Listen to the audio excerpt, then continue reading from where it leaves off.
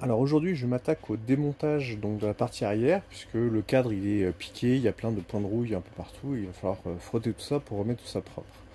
Alors, ça commence par le démontage du porte-bagages, donc il y a 4 écrous là, c'est assez facile à enlever, ça vient tout seul, il n'y a pas trop de problème.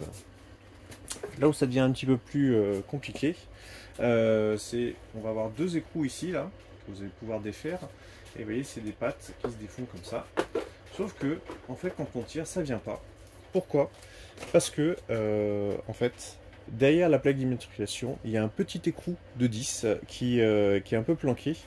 Donc il a fallu que je reperce ma plaque, hein, les rivets pop de ma plaque, pour la défaire, pour aller prendre les coups de 10. Donc il se défait assez facilement, hein. Faut juste le savoir. Et il a une forme un peu particulière, avec donc une petite collerette là pour faire le centrage. Et après, ça se retire pas trop mal, faut écarter un petit peu. Ça vient, donc attention au petit faisceau là.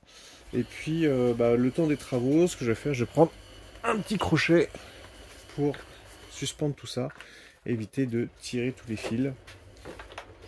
Voilà, donc là, je vais pouvoir vraiment travailler, vous voyez, donc il y a vraiment de la rouille.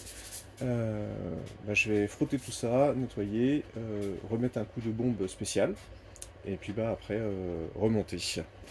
A plus tard.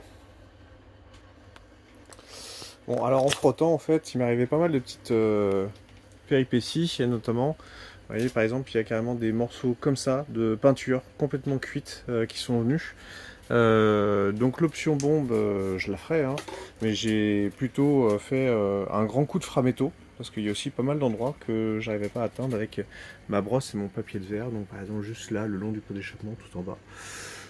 Donc là, je vais attendre que ça sèche. Bon, c'est pas très très joli au framéto. Maintenant, c'est pas le côté le plus esthétique de la moto. Une fois que ce sera sec, un petit coup de papier de verre, je pense du 600. Et puis après, un coup de bombe pour uniformiser tout ça, pour que ce soit plus joli. Je reprends juste après.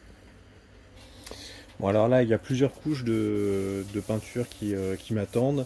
Donc, je vais vous faire l'économie de tout ça. Par contre, juste le petit conseil pour remonter, parce que j'ai un peu galéré pour la mise en place.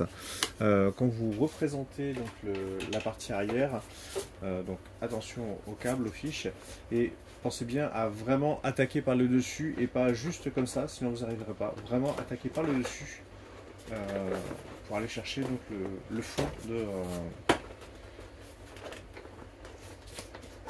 le fond du châssis. Et hop, ça se remet comme ça. Si vous attaquez tout droit, en fait, ça va buter. Il faut vraiment attaquer par le dessus et basculer après. Bon, je vous abandonne. Je vais tout remonter, refaire toutes mes couches de peinture. Et puis, si ça vous intéresse, n'hésitez pas à mettre un petit pouce.